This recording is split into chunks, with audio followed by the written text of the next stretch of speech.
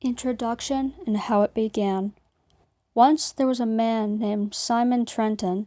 He was a mechanical engineer and a well-known one, who would make many inventions for the town located in the middle of a forest known as Gentlewoods. He was a kind old man who valued his inventions and others over himself. He helped whenever he could and also felt the town needed help. One day, when the sun shone brightly through the trees, Simon went to take a walk, taking a break from his work to get some fresh air. He was deeply inhaling the fresh forest air through his lungs before he noticed a tree. This tree was different. The bark was a faint yellow color, unlike others he had seen in his life.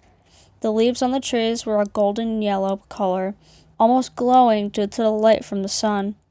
This was the golden hour, a tree known to possess some very useful properties and grant whoever has a piece of it a blessing in their life. Different animals were homing in the tree, some having babies while others were resting. Simon, liking the beauty of the wood, decided to cut some wood from the tree and take it home with him. He had an idea, and he was going to put it into action. One that would change the world forever. He brought the wood home and got to work, crafting a robot with the wood he got from the tree and some metals he had in his shop. He crafted a robot that was going to help pick pests off his crops, help him with what he needed, and be a member of his own family. He would name this robot Gentlewood.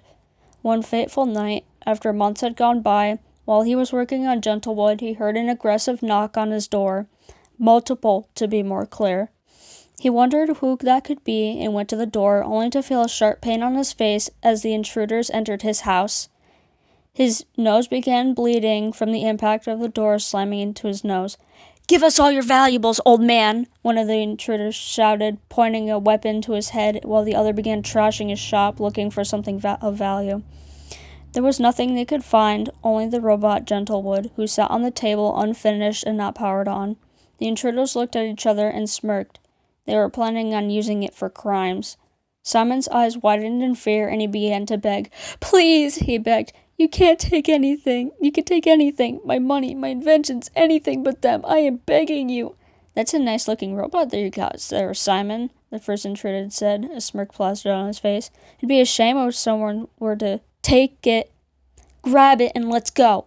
"No, please." Simon tried to prevent them from taking the robot, but the first intruder blocked his way as the second one struggled to get Gentlewood out of the door. Simon cried and begged, annoying the intruder. So he took a piece of metal from the side and knocked him out cold. Simon fell with a thud, out cold, on the wooden floor. He looked like he wouldn't be waking anytime soon. "Dang, boss," the second one said, in a struggle. "This thing is heavy. That means it must be of great value. Now stop being a baby and come on." The first intruder rolled his eyes and held the second one with Gentlewood, dragging them out to the van, tossing them in, getting in, and driving away.